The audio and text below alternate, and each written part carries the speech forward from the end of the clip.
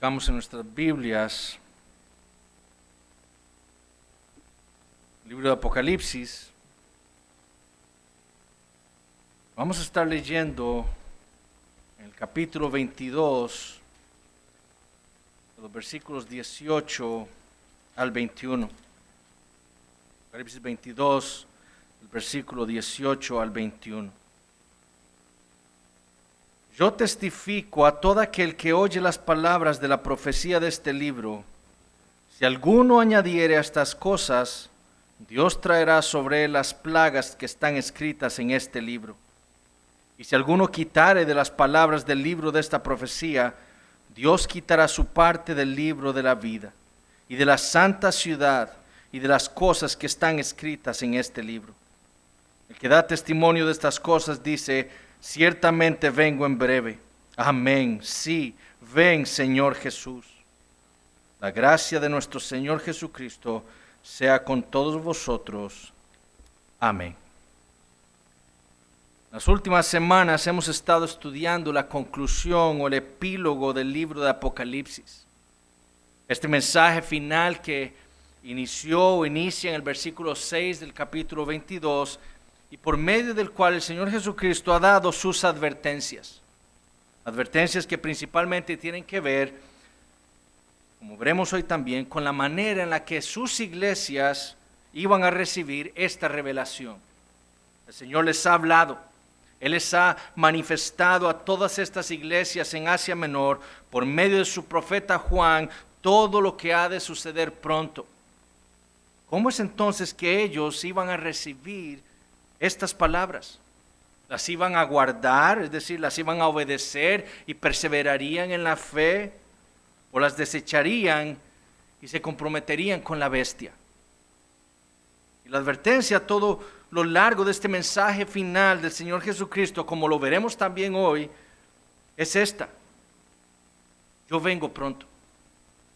El Señor vendrá, como Él dijo, a recompensar a cada uno según su obra. Los que perseveraron en la fe hasta el final, los que no se comprometieron con el mundo, ellos tendrán derecho al árbol de la vida y a entrar en la nueva Jerusalén. Pero los que se comprometieron con el mundo, aquellos que a pesar de haber profesado ser cristianos en esta vida, pero que prefirieron vivir como el mundo, ellos serán lanzados al mismo lugar al que echará el Señor a Satanás, a la bestia, al falso profeta y a todos los rebeldes e incrédulos cuando Él vuelva una segunda vez. Cuando el Señor regrese, Él también va a lanzar al infierno a todos aquellos que una vez profesaron ser cristianos, pero que prefirieron este mundo, demostrando así que nunca fueron verdaderos cristianos. Pero este mensaje final también contiene una promesa. Y esto fue lo que vimos hace 2 semanas, la promesa para todos aquellos que están sedientos espiritualmente. Y la promesa es Cristo mismo, el agua de la vida. Sin importar lo que vaya a suceder en el mundo, la promesa es esta: si usted va a Cristo por la fe, usted obtendrá la vida eterna. Si usted va a Cristo por la fe, usted no va a experimentar la muerte segunda. Esa es la promesa. Y de nuevo, la pregunta que está implícita en esa promesa es la siguiente: ¿qué va a hacer usted entonces? ¿Cómo va a recibir usted esta promesa? ¿Se ve usted a sí mismo sediento espiritualmente? ¿Desea usted a Cristo? Bueno, la exhortación en Apocalipsis 22 es: tome usted entonces gratuitamente de Él. Y para concluir este mensaje, el Señor trae una advertencia final. Es lo que estaremos estudiando el día de hoy y con la cual concluiremos nuestro estudio del libro de Apocalipsis. No que nunca más lo vayamos a estudiar, porque después de haberlo estudiado ya casi por más de 3 años, estoy convencido de que nosotros no hemos ni siquiera dejado la superficie de las riquezas que están contenidas en este libro.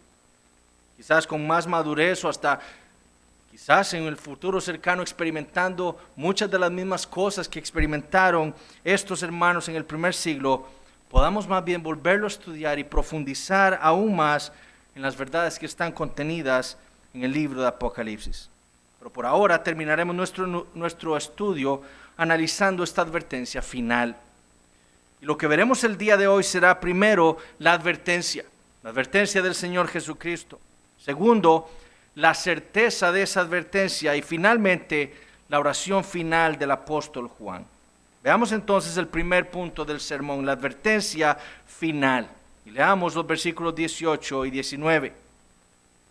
Yo testifico a todo aquel que oye las palabras de la profecía de este libro, si alguno añadiere a estas cosas, Dios traerá sobre él las plagas que están escritas en este libro. Y si alguno quitare de las palabras del libro de esta profecía, Dios quitará su parte del libro de la vida y de la santa ciudad y de las cosas que están escritas en este libro. Realmente no es claro quién es el que habla en estos versículos. La mayoría de los comentaristas piensan que se trata del apóstol Juan. Lo que dicen es que es Juan quien, inspirado por el Espíritu Santo, está declarando esta advertencia final. Otros piensan que es el Señor Jesucristo. Recuerden que Él es el que ha hablado en el versículo 16 y va a hablar ahora en el versículo 20. Por lo tanto, dicen ellos, este debe ser el Señor Jesucristo. Yo particularmente creo que se trata del apóstol Juan. Muy probablemente, si estas fueran las palabras directas del Señor Jesucristo que Juan escuchó, leeríamos algo como esto: si alguno añadiera estas cosas, yo traeré sobre él las plagas que están escritas en este libro. Recordemos que cuando Él habló en el versículo 12, el Señor Jesucristo dijo que Él vendría a recompensar. Él no dijo, y Dios los recompensará a cada uno según su obra. Entonces, muy probablemente estas son las palabras del apóstol Juan, inspirado por el Espíritu Santo, que de por sí son las palabras del Señor Jesucristo. Entonces, este no es un problema para nosotros, saber quién es realmente, quién estaba diciendo estas cosas. Sea Juan, sabemos que es inspirado por el Espíritu Santo, o sea el Señor Jesucristo, son las mismas palabras. La otra pregunta que tenemos aquí es, ¿para quién es esta advertencia? Bueno, Juan dice, a todo aquel que oye las palabras de la profecía de este libro. En otras palabras, esta advertencia final es para todas estas iglesias en Asia Menor a las que les fue dirigido el libro de Apocalipsis. La advertencia es para todos aquellos que profesaban fe en el Señor Jesucristo, que eran miembros de esas iglesias y que escucharían la lectura de este libro cuando llegara a sus congregaciones. Esta advertencia entonces no es para los incrédulos, es para los miembros de las iglesias de Cristo, incluyéndonos a nosotros el día de hoy. Ahora, ¿cuál es la advertencia? Bueno, leamos de nuevo los versículos 18 y 19. Si alguno añadiere a estas cosas, Dios traerá sobre él las plagas que están escritas en este libro. Y si alguno quitare de las palabras del libro de esta profecía, Dios quitará su parte del libro de la vida y de la santa ciudad y de las cosas que están escritas en este libro. Varias cosas que notar. Lo primero es que en esta advertencia lo que vemos es un juego de palabras. El que añade a lo que ha sido revelado por Dios, literalmente Dios añadirá las plagas que están escritas en este libro. Y si alguno quitare de esta revelación, entonces Dios también quitará su parte de este libro. Entonces hay un juego de palabras en esta advertencia. Lo segundo que debemos notar es que esta advertencia tiene como fundamento la lex talionis, es decir, la ley del talión. En otras palabras, la ley del ojo por ojo, diente por diente. Lo que usted haga con esta revelación, le será hecho a usted. Lo que usted haga con este libro, le va a ser hecho a usted. Lo tercero que debemos tener claro es lo que significa esta advertencia. ¿Qué es lo que está implicando el Señor por medio del apóstol Juan con esta advertencia final? ¿Qué es lo que Él nos quiere decir? Bueno, lo primero que debemos tener claro es que Juan no está diciendo que Apocalipsis es el último libro del canon bíblico. Eso no es lo que Juan está diciendo con esta advertencia. No está diciendo Apocalipsis es el último libro del canon bíblico. Y después de él no se pueden añadir ningún otro libro más. Ciertamente en la providencia de Dios, el libro de Apocalipsis sería el último libro que inspiraría el Espíritu Santo. Pero de nuevo, eso no es lo que Juan está diciendo con esta advertencia de añadir o quitar a esta revelación. La advertencia tiene que ver específicamente con la profecía de este libro, no del canon bíblico. Entender esta advertencia como refiriéndose al canon bíblico es una interpretación incorrecta de las palabras de Juan. Segundo, Juan tampoco está hablando aquí de crítica textual. Es decir, Juan no está advirtiendo a futuros copistas del libro de Apocalipsis de no equivocarse a la hora de copiar el libro. No, la advertencia es para todo aquel que oye las palabras de esta profecía, no para los que la copien. Tercero, Juan tampoco está advirtiendo a los creyentes que puedan malinterpretar el libro de Apocalipsis. Es decir, él no está advirtiendo a los dispensacionalistas o a los premilenialistas. Tampoco está advirtiendo a los que se equivoquen con cuál es el número de la bestia. Eso no es lo que Juan está advirtiendo aquí. Todos nosotros tenemos nuestras interpretaciones incorrectas de la palabra de Dios. Y esta amenaza, esta advertencia no es para nosotros. ¿Qué es entonces lo que Juan quiere decir con estas palabras? Bueno, las Escrituras contienen en otros lugares advertencias muy similares. Y a la que Juan muy probablemente está haciendo alusión aquí es a la advertencia que el Señor le hizo al pueblo de Israel por medio de Moisés, justo antes de entrar a la tierra prometida. Y esta advertencia la tenemos en Deuteronomio capítulo 4. Y quiero que vayamos un momento a Deuteronomio capítulo 4.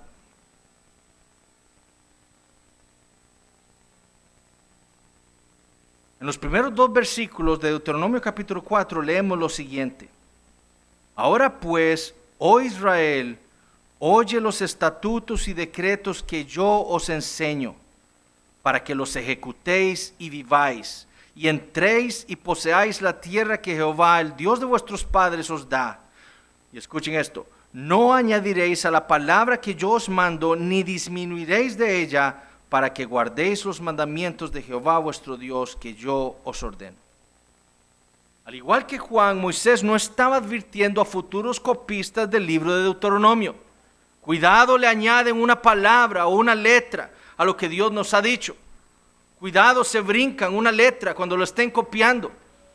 Eso no fue lo que Moisés quiso decir con esas palabras.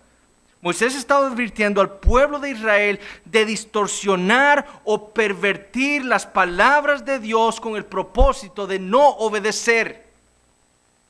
Y el ejemplo que Moisés le dio a estos israelitas en Deuteronomio 4 fue el de todos aquellos israelitas que se comprometieron con el mundo y fornicaron con aquellas mujeres moabitas y terminaron adorando a Baal.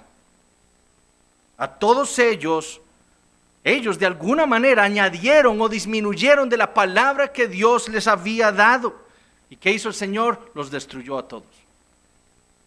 Los que no hicieron eso, es decir, los que no añadieron o disminuyeron a lo que Dios les había dicho, es decir, los que obedecieron la palabra de Dios, dice en el versículo 4, todos estáis vivos hoy. Ustedes siguieron a Jehová, ustedes obedecieron su palabra, todo lo que Él les dijo, por eso ustedes están vivos hoy. Los otros quisieron pervertir mi palabra, desobedecerla y perecieron todos. En los tiempos de Jesús fueron los fariseos y los saduceos los que eran culpables de hacer estas cosas. Los fariseos añadían leyes a la ley de Dios con el propósito de no obedecer la palabra del Señor. No, esto es mi diezmo para el Señor. Papá, mamá, yo no te puedo ayudar porque esto es para el Señor. Desobedeciendo la ley, que le implicaba a ellos que ellos tenían que honrar a su padre y a su madre. Los saduceos le quitaban a la palabra de Dios, no aceptando los milagros en el Antiguo Testamento, ni la doctrina de la resurrección, por ejemplo, ni el resto del canon del Antiguo Testamento excepto el Pentateuco. ¿Con qué propósito? No obedecer la palabra del Señor. Bueno, esa es la misma advertencia de Juan aquí. Juan está advirtiendo a todos los que escuchan esta revelación y buscan, como dijo Grant Osborne, reestructurar la fe cristiana. Esa es la advertencia, es contra ellos, contra los que escuchan la revelación que el Señor Jesucristo le dio a su pueblo por medio del apóstol Juan y quieren reestructurar la fe cristiana. Como dijo George Eldon Ladd, Juan no está preocupado por posibles errores mecánicos en la transmisión o errores de juicio al interpretar el mensaje, sino en las distorsiones y perversiones deliberadas de él. De nuevo, es el mismo sentido que el mismo Moisés le volvió a decir a su pueblo en Deuteronomio 12:32. Cuidarás de hacer todo lo que yo te mando. O sea, obedecerás todo lo que Dios ha mandado. No añadirás a ello, ni de ello quitarás. Es decir, no vas a pervertir mi palabra para desobedecerla. Lo que yo he dicho, eso es lo que debemos obedecer. ¿Y qué viene después del versículo 32 del capítulo 12 de Deuteronomio? La advertencia contra quién? Contra los falsos profetas, que pervertirían y distorsionarían la palabra de Dios. ¿Para qué? Para que el pueblo de Dios desobedeciera la palabra de Dios. El Señor, por ejemplo, le habló a todas estas iglesias en el primer siglo en contra de la fornicación, como un estilo de vida viable para el cristiano. El cristiano no puede fornicar. El Señor Jesús le habló en contra de la idolatría. ¿Cuántos de esos cristianos o profesantes cristianos en el primer siglo, como ya sabemos, fueron a adorar ídolos falsos por el simple hecho de tener trabajo y poder comer? Y se arrodillaron frente a ídolos falsos y los adoraron. ¿Cuántos fornicaron para ser aceptados por el mundo y poder comer y tener trabajo y traer comida a sus familias? El Señor habló en contra de ver este mundo y sus gobernantes como nuestros salvadores. Habló en contra de alianzas espirituales entre el creyente y el mundo. Entonces los nicolaitas, los que tenían la doctrina de Balaam, esta falsa profetisa Jezabel, que decían ser creyentes, ellos estaban pervirtiendo la fe, distorsionando la fe cristiana, tratando de reestructurar el cristianismo, añadiendo y quitándole a las palabras del libro de esta profecía. Lo que ellos estaban haciendo de nuevo era distorsionar y pervertir la palabra de Dios para no obedecer el mandamiento a la santidad que debe caracterizar a todo cristiano. Es lo mismo que hacen en nuestros días los testigos de Jehová. Ellos leen el libro de Apocalipsis y llegan a la conclusión de que Jesús no es Dios, pervirtiendo todo el mensaje que el Señor Jesucristo nos ha dejado en el libro de Apocalipsis, que Él es Dios y que debe ser adorado por su pueblo. Lo mismo hacen iglesias evangélicas en nuestros días, que dicen que uno puede ser cristiano y gay. Jesús, dijo Phillips, le ordena a sus iglesias a rechazar la falsa doctrina, a cuidarse de la idolatría y de la impureza sexual y a mantener vivo su celo por la misión del evangelio. Los cristianos de hoy deberían tratar estas obligaciones seriamente. Hay voces, dice él, hoy en día que le urgen a los cristianos a restarle importancia a las demandas soberanas de Jesús. ¿Qué le pasará entonces a aquel que haga tal cosa? Bueno, el que añada las palabras que el Señor nos ha dejado en este libro, el Señor le añadirá las plagas que Él nos comentó en este libro. Pervertir y distorsionar el mensaje de Cristo es tan terrible que el Señor castigará a aquel que ose hacer tal cosa con las plagas que le fueron mostradas al apóstol Juan. Hambre, pestes, plagas espirituales y finalmente, si no se arrepiente, la muerte eterna. La advertencia para todos los falsos maestros en nuestros días es que si no se arrepienten, el Señor los va a condenar.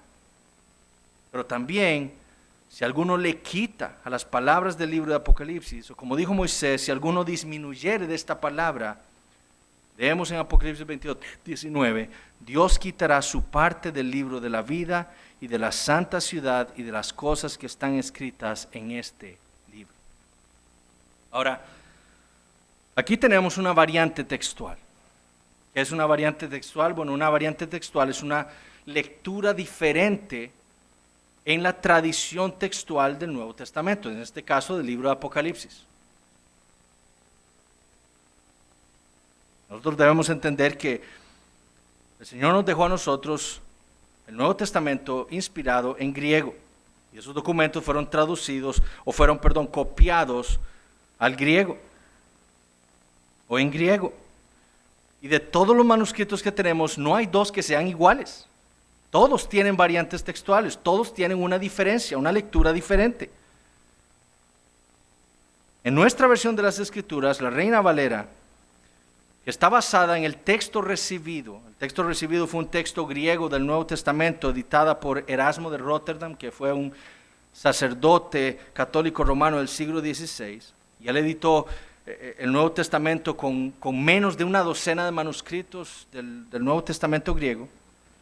Y de esos pocos manuscritos, Erasmo solamente tenía un manuscrito del libro de Apocalipsis, que de hecho era un comentario de Andreas del libro de Apocalipsis. Es decir, ni siquiera era una copia del libro de Apocalipsis, era una copia de un comentario en el cual estaba inmerso el libro de Apocalipsis.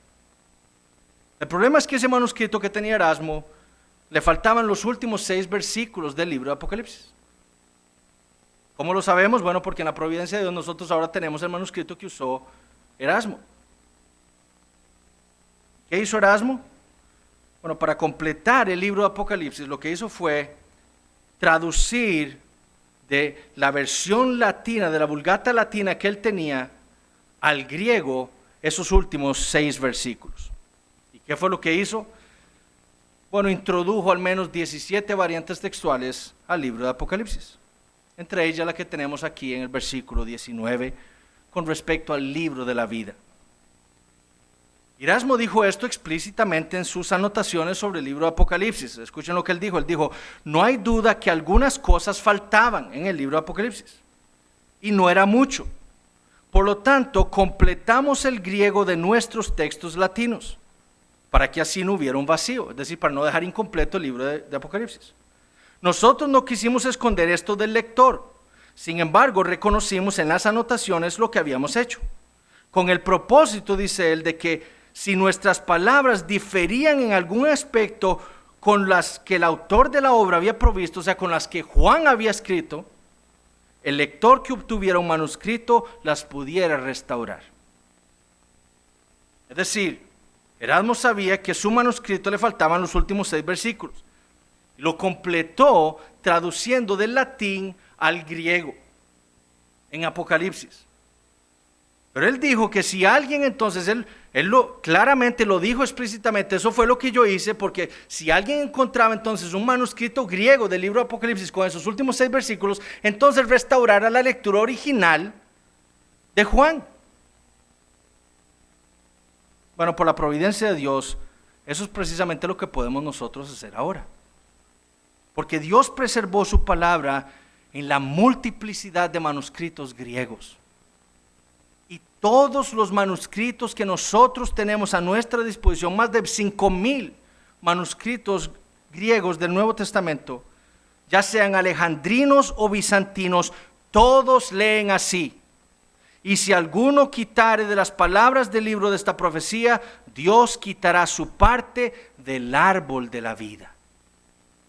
No hay ni un solo manuscrito del libro de Apocalipsis en griego que lea el libro de la vida, ni uno solo aquí en 22:19. Esa fue una variante textual creada por Erasmo al traducir del latín al griego al no tener los últimos 6 versículos del libro de Apocalipsis. Y ha llegado a nosotros, ¿por qué? Porque nuestra versión de la Escritura está basada en el texto recibido. Pero la lectura original, lo que Juan escribió, lo que la iglesia ha leído a lo largo de todas las épocas en el texto griego de Apocalipsis, es el árbol de la vida. Y es como nosotros lo debemos entender. Y tiene sentido, porque ¿cuál ha sido la bienaventuranza en esta 7ª visión del libro de Apocalipsis? El capítulo 21 es poder entrar, ¿dónde? En la Nueva Jerusalén. En el versículo 2 del capítulo 2, ¿cuál es? Poder tener acceso ¿a qué? Al árbol de la vida. Esa bienaventuranza se repite de nuevo en el versículo 14 del capítulo 22, así, bienaventurados los que lavan sus ropas, y dice, para tener derecho al árbol de la vida y para entrar por las puertas de la ciudad.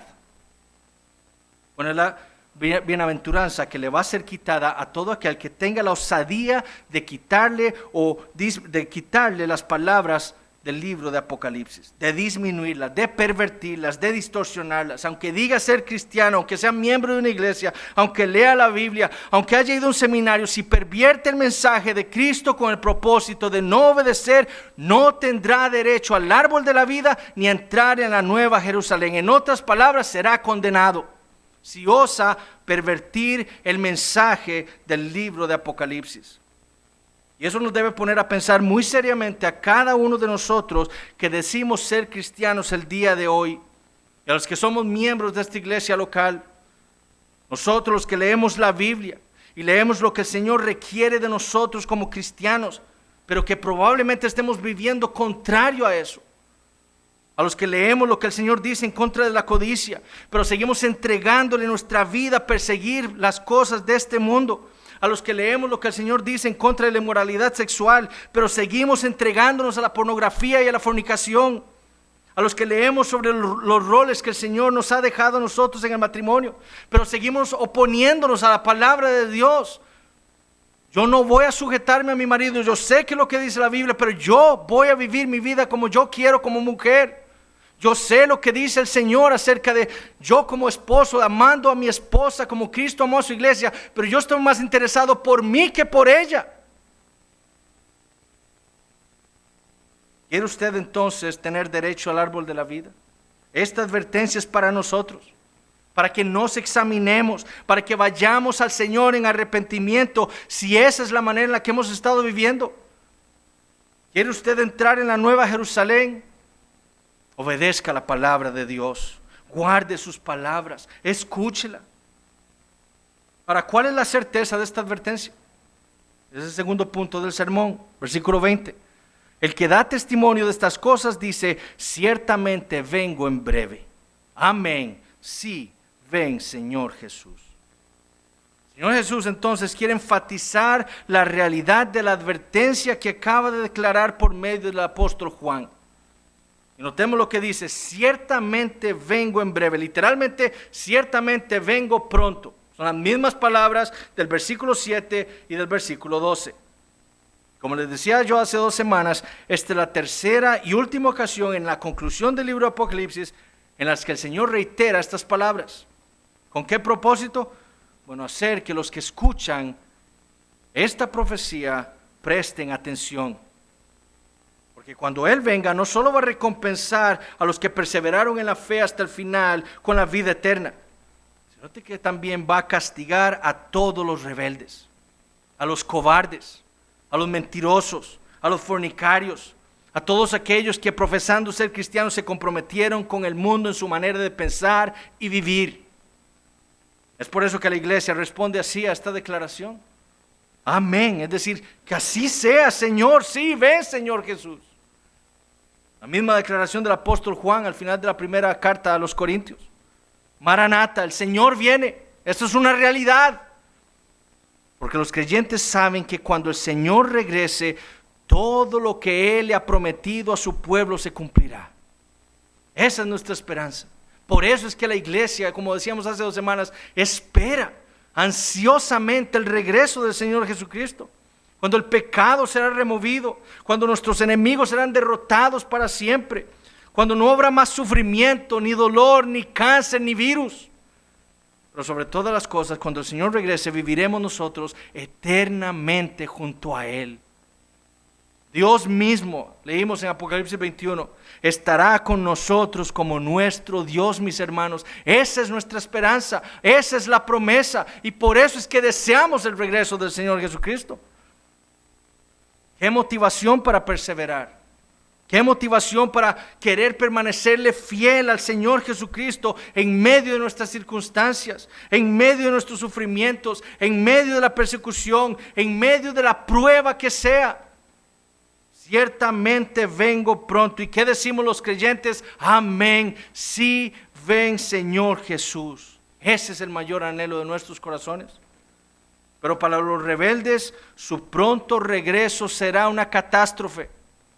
Ellos se enfrentarán a ese jinete de Apocalipsis 19, cuyos ojos son como llama de fuego, que puede ver lo más profundo de nuestros corazones. Nadie podrá mentirle al Señor Jesucristo. diciendo ser lo que no es. Él puede ver la profundidad de nuestros corazones y saber realmente qué somos. Aquel que tiene en su muslo escrito Rey de Reyes y Señor de Señores, y de cuya boca sale una espada aguda para aniquilar a todos los rebeldes, a todos los que se rebelaron contra Él, aun si profesaron en esta vida ser seguidores suyos, pero que no lo fueron. ¿Pero por qué razón debe producir esta declaración temor en el corazón de los rebeldes? Han pasado 2000 años y aún no viene. Eso decían en el primer siglo. ¿Quién dice entonces que va a regresar?, dirán algunos. No pervierta el mensaje de Apocalipsis. Él va a regresar. Eso es lo que Él ha dicho. No le añada ni le quite las palabras de esta profecía. El Señor dijo por medio de Juan que vendría pronto, y eso es precisamente lo que va a suceder. Como dijimos hace unas semanas, esta declaración no debe medirse temporalmente, sino que debe medirse con el reloj redentor de Dios. En su plan redentor, lo único que resta es el regreso del Señor Jesucristo para destruir a todos sus enemigos y traer la salvación final de su pueblo. En ese sentido, su regreso es inminente. Mientras tanto, como leemos en 2 Pedro 3, el Señor, ¿qué está haciendo? ¿Por qué es que se retrasa su regreso? Si es que podemos decir que se retrasa, porque no hay retraso en el Señor. Él está salvando a los suyos. Eso es lo que detiene, por así decirlo, el regreso del Señor Jesucristo. Pero cuando el último de los escogidos de Dios venga a Cristo y tome del agua de la vida gratuitamente, ese día el Señor regresará y cumplirá todo lo que ha dicho en este libro. ¿Qué debemos hacer entonces? Prestar atención a la advertencia. Obedezca la palabra de Dios. Y si usted está viviendo una vida entregada al pecado, a pesar de profesar ser cristiano, esta advertencia debe llevarlo a examinarse a usted mismo e ir a Cristo en arrepentimiento y fe. Él viene pronto, y si usted no es un cristiano, si usted no ha creído en el Señor Jesús, esta advertencia lo debe poner a pensar a usted en lo que sucederá si hoy es el día que Dios prometió para enviar nuevamente al Señor Jesucristo. Teniendo en cuenta, como dijo Pedro, que con el Señor un día es como 1000 años y 1000 años como un día. El Señor viene pronto. Arrepiéntase entonces y crea el Evangelio. Hoy es el día. Y esa es precisamente la razón de la oración final de Juan aquí. Versículo 21. La gracia de nuestro Señor Jesucristo sea con todos vosotros. Amén. Esta revelación le fue dada al apóstol Juan por el Señor Jesucristo para que la registrara y la enviara a todas estas iglesias en Asia Menor. El propósito era revelarles todo lo que iba a suceder pronto. Las persecuciones que iban a experimentar, las luchas con los falsos maestros en medio de ellos, con los falsos creyentes, con la mundanalidad, con la bestia. Todas esas cosas sienten entendidas como ataques satánicos, ataques del gran dragón que era su enemigo. Y el llamado del libro Apocalipsis para todos estos creyentes y para nosotros también, a pesar de todas estas cosas, era el de perseverar en la fe hasta el final. Ese es el llamado del libro Apocalipsis. Al que venciere, recuerden, son las palabras que el Señor Jesucristo le dijo a cada una de estas iglesias en Apocalipsis 2 y 3. ¿Qué sería necesario entonces para esto? ¿Qué sería necesario para que estas iglesias, estos creyentes pudieran perseverar en la fe hasta el final? Bueno, Juan responde a esa pregunta en esta oración final en el libro de Apocalipsis. ¿Qué sería necesario para que todos estos hermanos pudieran perseverar en medio de un mundo que los quería matar? Un mundo que los quería engañar con falsas doctrinas, que los quería seducir con el mundo. ¿Qué sería necesario? La gracia del Señor Jesucristo. Lo que estos creyentes necesitarían si iban a perseverar en la fe hasta el final era la gracia poderosa de Dios. Y esa es la oración de Juan. que la gracia de Dios sea con todos y cada uno de los creyentes. Juan tenía muy claro que no sería en esta vida cuando el mundo llegaría a conocer esa utopía divina. Esta no sería la vida en donde la utopía divina llegaría. Esta vida sería para el cristiano una de constantes luchas contra nuestro pecado, contra el pecado de otros que pecan contra nosotros, contra los ataques satánicos, contra la mundanalidad. Eso no se acabaría en esta vida. Eso va a acabar cuando el Señor regrese. La utopía de Apocalipsis 21 se cumplirá con el regreso del Señor Jesucristo, nada más. Mientras tanto, el creyente entonces depende de la gracia del Señor Jesucristo para vencer. No de vez en cuando, sino cada día de su vida, porque cada día de nuestra vida, cada día en la vida del creyente es una lucha constante. ¿Y qué necesita el creyente para esas luchas? La gracia del Señor Jesucristo. Esa gracia divina que llegó a nuestra vida para darnos vida espiritual. Esa gracia divina que nos levantó de entre los muertos. Esa gracia divina que cambió nuestro corazón de piedra y nos dio un corazón de carne. Esa gracia divina que nos ayuda en el crecimiento del conocimiento de nuestro Dios y de su palabra. Esa es la misma gracia que está disponible para el creyente cada día de su vida para vencer y perseverar cada día en la fe. Y es la gracia que el apóstol Juan ora, sea con todos los creyentes, porque es lo que nosotros necesitamos, hermanos. Sí, el Señor Jesús no está presente aquí corporalmente con nosotros.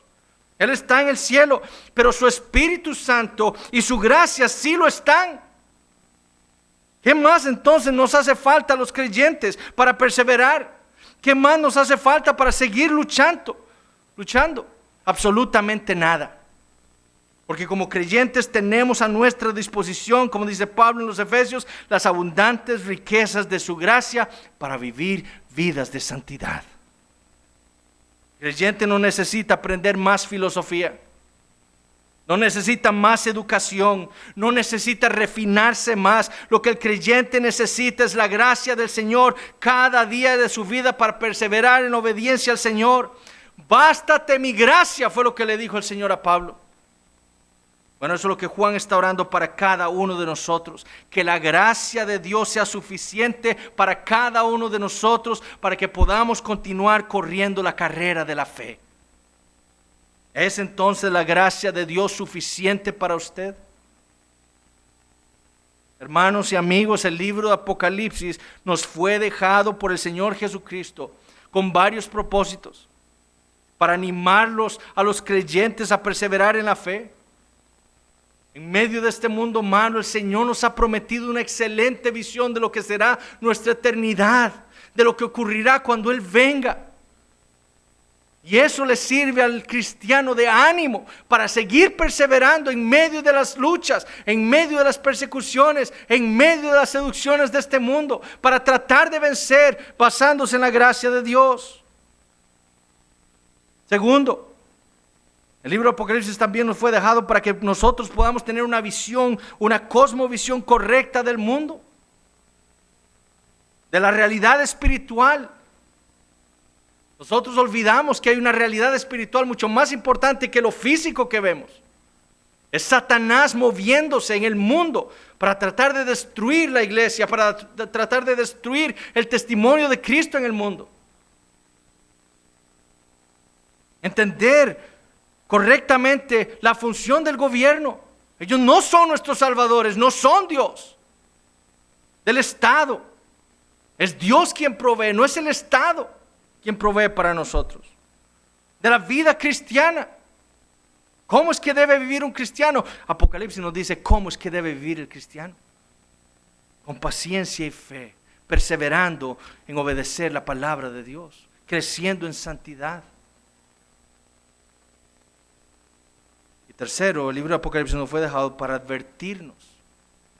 Si nosotros que profesamos fe en el Señor Jesucristo, estamos viviendo vidas inconsistentes con la fe que profesamos. Apocalipsis 1:3 Bienaventurado el que lee y los que oyen las palabras de esta profecía y guardan, obedecen las cosas en ella escritas. Apocalipsis 16:15. Bienaventurado el que vela y guarda sus ropas. Apocalipsis 22:7. Bienaventurado el que guarda, el que obedece las palabras de la profecía de este libro. El cristiano vive su vida obedeciendo la palabra de Dios. La palabra de Dios es nuestra guía.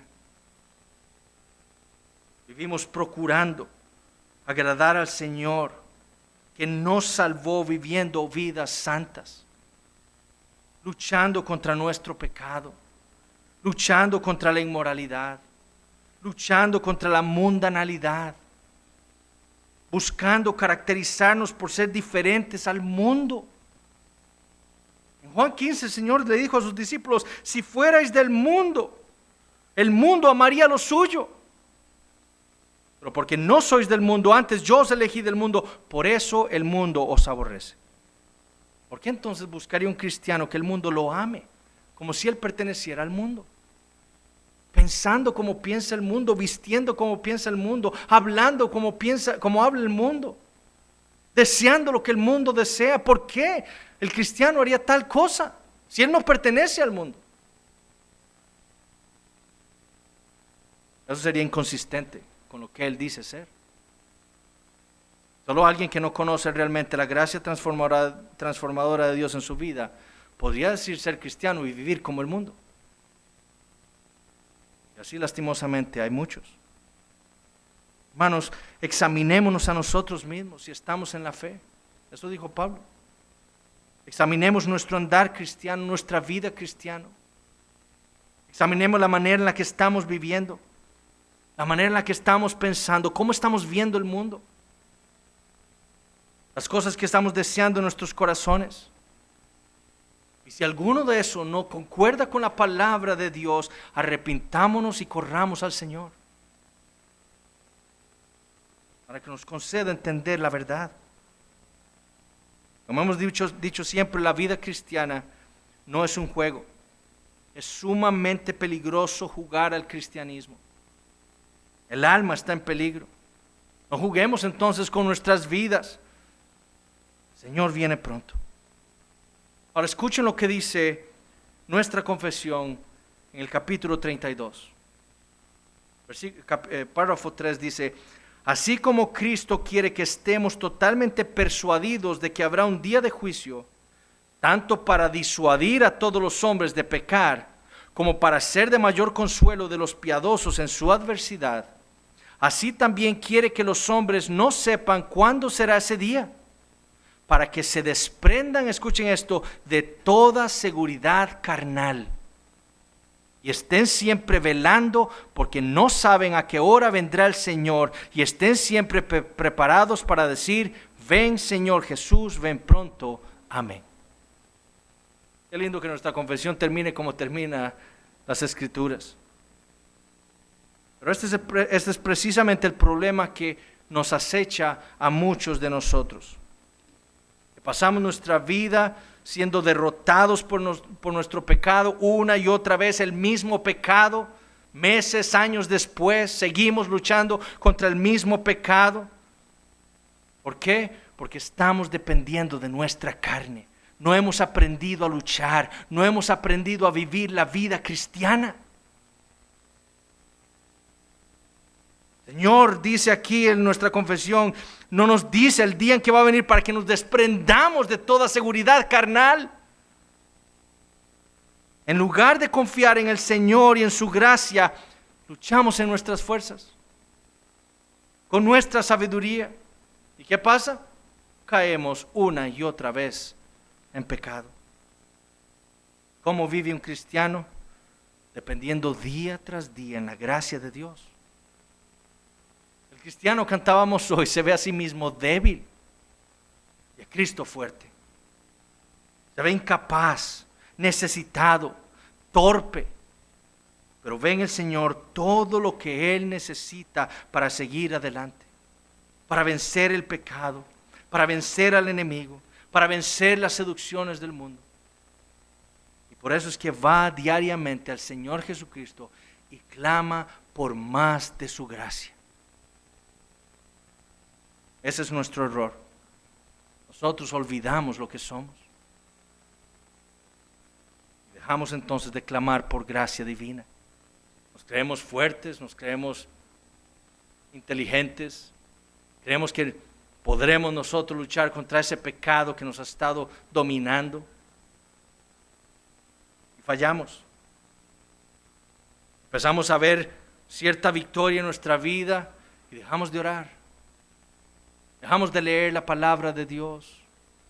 Dejamos de asistir a la iglesia los domingos. Dejamos de participar de la Santa Cena. Somos negligentes con las disciplinas espirituales. Hermanos, ¿realmente creemos que nosotros podemos vivir nuestras vidas sin orar? Sin leer la palabra de Dios. Fuera de la comunión de una iglesia local. Abandonando la mesa del Señor. Todos estos son medios de gracia. Son los medios que Dios le ha dado al creyente para proveer más y más de su gracia. Todos los días el creyente necesita leer la palabra de Dios. Todos los días el creyente necesita orarle al Señor. Todos los días, todos los domingos necesita reunirse con el pueblo de Dios para adorarle a Él. Y necesita participar de la cena del Señor cada vez que sea celebrada en la iglesia. Porque el cristiano necesita cada vez más de la gracia de Dios para perseverar en la fe. Y si yo le pregunto a cualquiera de aquí, miembros de esta iglesia, visitas que vienen regularmente a las reuniones públicas de esta iglesia, ¿cuándo es que usted cae en pecado?